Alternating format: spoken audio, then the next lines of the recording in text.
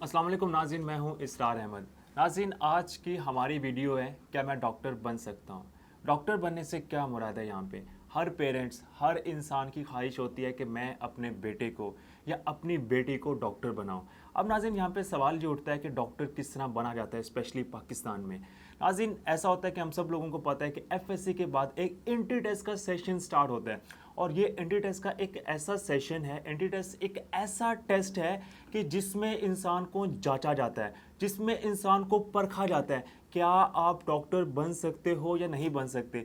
तो नाज़रीन, मैं आज आपको यहाँ पे बताता चलूँ कि काफ़ी बच्चे जिसके एफएससी के अंदर जो एग्ज़ाम के अंदर मार्क्स आते हैं वो 1010 भी आ जाते हैं, 1020 भी आ जाते हैं, लेकिन उनको फिर भी ये एश्योरिटी नहीं होती कि वो डॉक्टर बन जाएंगे या नहीं बन पाएंगे। इस वजह से कि पाकिस्तान की जो एजुकेशन, जो रट्टा सिस्टम है, जो एक इदारा पीएमसी जो पहली बार इसमें इन्वॉल्व हुआ है, उन्होंने ये फैसला किया, पहले भी एंट्री टेस्ट में ये फैसला हुआ था कि डॉक्टर के लिए बाकायदा एक एंट्री टेस्ट का इनकाद होता है। और वो एंट्री टेस्ट ऐसा टेस्ट होता है कि जिसमें बहुत ज़्यादा इंसान, बहुत ज़्यादा स्टूडेंट, बहुत ज़्यादा बच्चे परेशान होते हैं और वो अपने टेस्ट में फेल हो जाते हैं। नाज़रीन, मैं यहाँ पर आपको बताता चलूँ कि मैंने बहुत ज़्यादा मोटिवेशन के सेशन एट दिस टाइम, अभी मंथ के अंदर, इस मंथ के अंदर बहुत ज़्यादा मोटिवेशन स्पीकर के तौर पे मैंने सेशन किए हैं अभी। और एंट्री टेस्ट के लिहाज से जब मैं क्लास के अंदर एंट्री टेस्ट के बच्चों के पास जाता था, वो बच्चे बड़े घबराए हुए हैं, बहुत ज़्यादा परेशान है और उनकी टेंशन इतनी ज़्यादा है कि मैं एक मिसाल अक्सर लेता होता हूँ कि गांव के अंदर जब हम शिकार करते थे तो किसी परिंदे को अगर पकड़ लेते थे हाथ के अंदर तो उसकी हार्ट बीट इतनी तेज़ हो रही होती थी और वो सहमा हुआ होता था। तो same as it is entry test के बच्चे भी यहाँ पे ऐसे सहमे हुए हैं।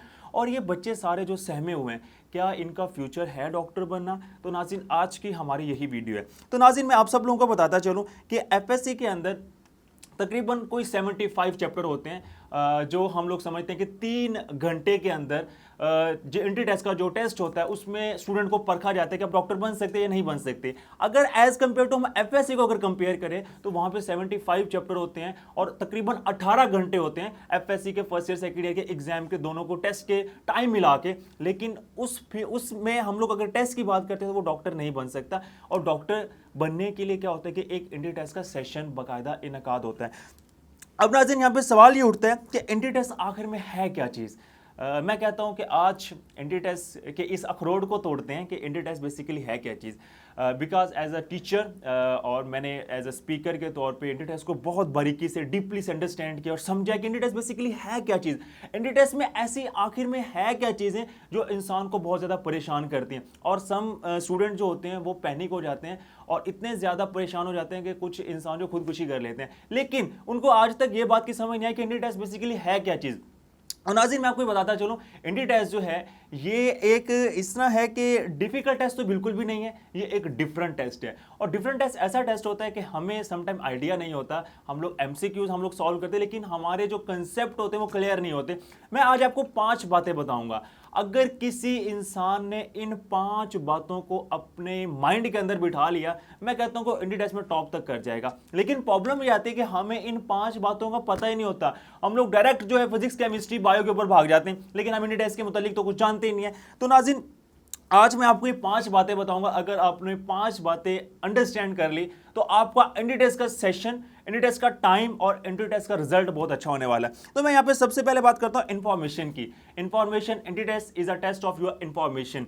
और दूसरी बात मैं यहाँ पे करता हूँ, entry test is a test of your knowledge. और तीसरी मैं बात करता हूँ कॉन्सेप्ट। अब नाज़रीन, मैं यहाँ पे ये बात करता हूँ कि ये जो इंफॉर्मेशन, ये जो नॉलेज और ये जो कंसेप्ट है ना, ये मैं बचपन से पढ़ता आया हूँ, मुझे एक ही सेम वर्ड लगे हैं और मुझे आज तक इनका मतलब नहीं समझ आया कि इन तीनों का मतलब उनमें हम डिफरेंट क्या करें इनमें। अक्सर हम लोग सोचते हैं कि इंफॉर्मेशन, नॉलेज तो सेम एज इट इज है, same as it is knowledge और कॉन्सेप्ट भी एक चीज़ है। तो मैं यहाँ पे एक एग्जाम्पल से आपको एलेबोरेट करता हूँ और एग्जाम्पल से मैं आपको समझाने की कोशिश करता हूँ कि इंफॉर्मेशन, नॉलेज और कॉन्सेप्ट बेसिकली है क्या चीज़। तो मैं यहाँ पे एक एमसीक्यूज के तौर पे आपको एक एमसीक्यूज बताता हूँ और ये आप लोगों से मैं पूछना भी चाहता हूँ। तो मैं एक सवाल ये है कि which one of the following is the richest source of vitamin C. Which one of the following is the richest source of vitamin C. तो आप लोगों के पास यहाँ पे ऑप्शन मैंने दिए हुए हैं, डेफिनेटली बात है, और आप लोग यहाँ पे कुछ ग्रीन चिली, स्ट्रॉबेरी, डिफरेंट बातें करेंगे। तो समटाइम बच्चा जो होता है वो एमसीक्यूज को पिक नहीं कर रहा होता और एमसीक्यूज ऑप्शन जो दिए होते हैं उसको गौर से नहीं पढ़ रहा होता। एनटी टेस्ट मैंने पहले भी यही बात की थी, एनटी टेस्ट जो है वो आपका एक डिफिकल्ट टेस्ट नहीं है, डिफरेंट टेस्ट है। तो ऑप्शन आपने बहुत गौर से पढ़ने हैं। ऑप्शन में आपसे पूछा क्या गया, अगर जैसे मैंने which one of the following is the richest source of vitamin C बताया, तो काफी स्टूडेंट जो है वो अपनी तरफ से अंदाजा लगाने लग जाएंगे, लेकिन उनको यही आइडिया नहीं कि मैंने ऑप्शन पूछे हैं या उनसे नहीं पूछे। तो एनटी टेस्ट में ऑप्शन बहुत ज्यादा इंपॉर्टेंट मैटर करते हैं। हम लोग यहाँ पे बात करें थे इन्फॉर्मेशन, नॉलेज और कंसेप्ट की, तो मैं यहाँ पे एक एग्जांपल के तौर पर, मैंने जैसे आपको बताया कि मैं आपको एलेबोरेट करता हूँ, तो पहली मैं एक एग्जांपल देता हूँ, how many planets are there in solar system. हमारे सोलर सिस्टम के अंदर कितने प्लैनेट मौजूद हैं, तो काफी लोग आंसर देंगे 8, काफी लोग देंगे 9, तो एक एक्सक्लूड हो गया। वो एक्सक्लूड जो वो प्लूटो हुआ है, यानी 8 अब टोटल हैं। अगर आप लोगों ने 8 बता दी, वो आपकी होगी इंफॉर्मेशन।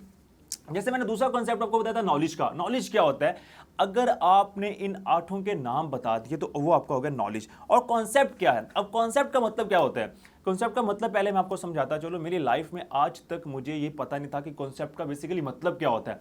आज आपको मैं कॉन्सेप्ट की एक आसान डेफिनेशन, जो मेरी अपनी खुद से डेफिनेशन है, मैं आपको एलेबोरेट करता हूं, आपको एक्सप्लेन करता हूं कि आपसे अगर जिंदगी के अंदर कोई कॉन्सेप्ट की डेफिनेशन पूछेगा तो उसकी डेफिनेशन क्या है।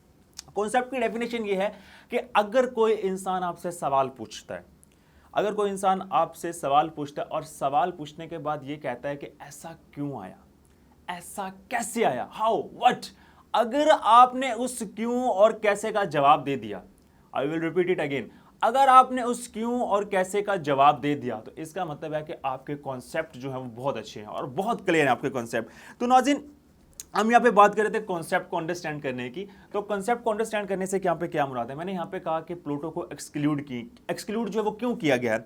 और प्लूटो को एक्सक्लूड जो रीजन थी वो ये थी, IAU इंटरनेशनल एस्ट्रोनॉमी यूनियन ने 2006 के अंदर प्लूटो को एक्सक्लूड कर दिया था।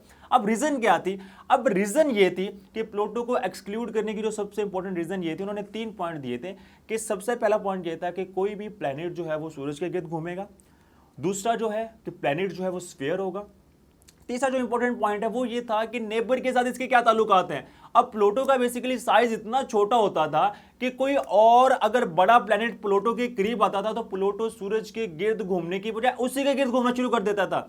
इसी वजह से इसको एक्सक्लूड किया गया और इसको हम लोग ड्वार्फ प्लैनेट भी बोलते हैं। तो ये आपकी रीजन हुई और ये आपका कॉन्सेप्ट जो है बेसिकली क्लियर हुआ। आई होप कि आज के बाद आपको कॉन्सेप्ट का मतलब भी समझ आ गया होगा। तो एंट्री टेस्ट के अंदर 3 चीज़ें बहुत मैटर करती हैं। सबसे पहली मैटर करती है आपकी इंफॉर्मेशन, दूसरी आपका नॉलेज और तीसरा कॉन्सेप्ट।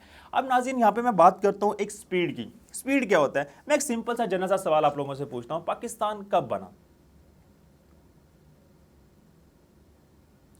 अब लोगों ने माइंड के अंदर सोचा होगा फौरन 14 अगस्त 1947।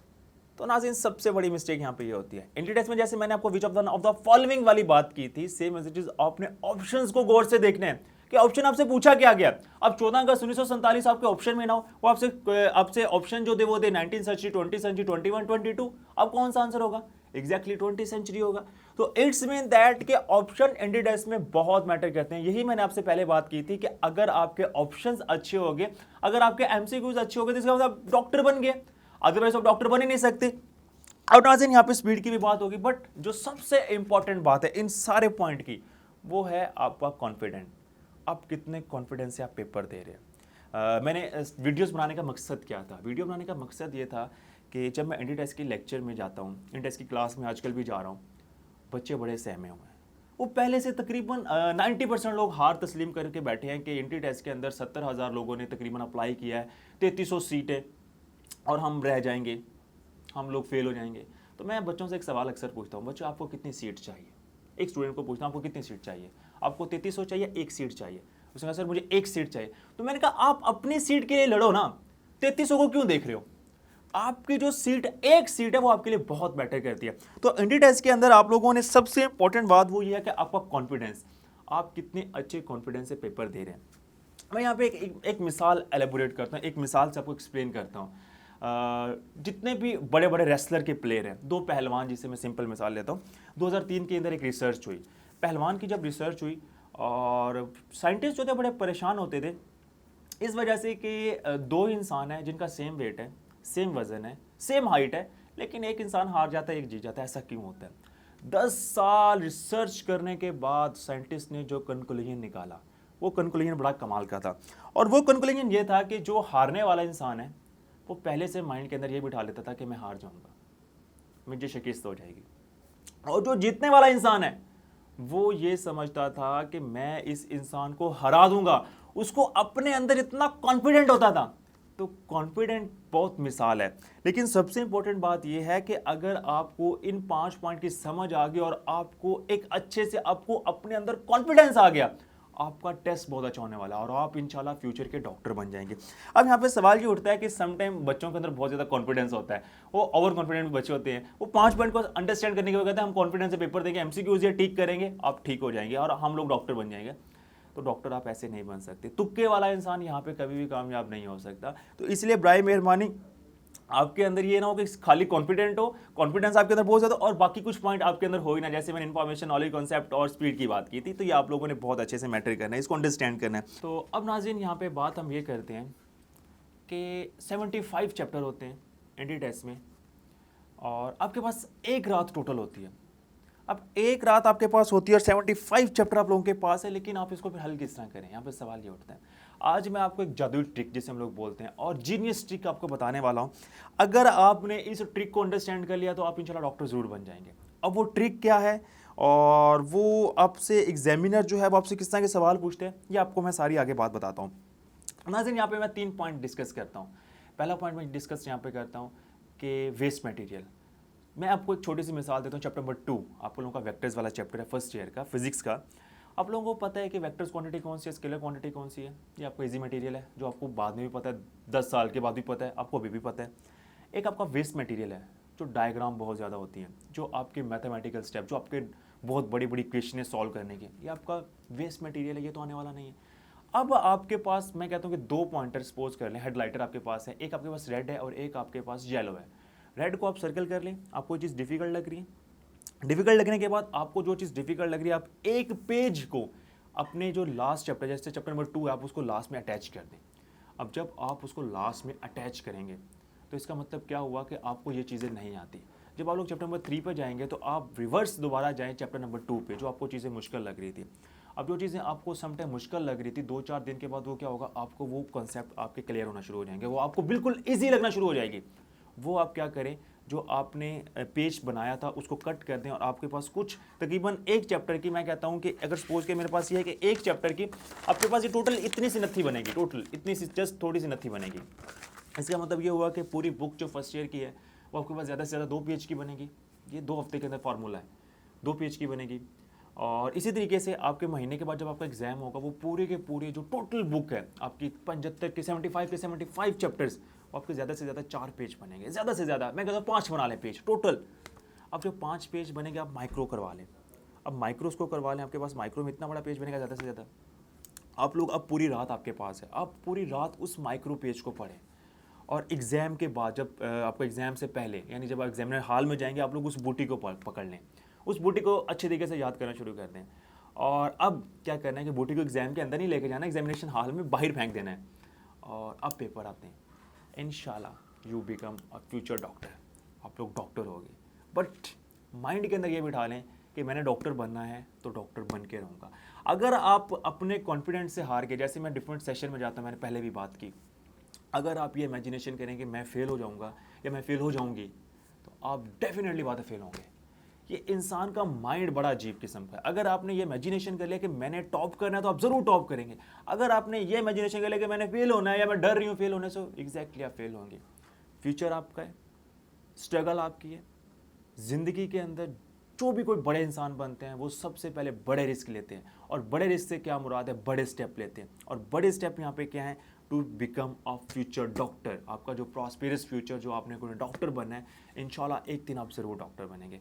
Thank you so much. अगर आपको ये मेरी वीडियोस बहुत अच्छी लगी हो तो कमेंट सेक्शन में जाएं, अपने कमेंट का इजहार करें। अल्लाह हाफिज़।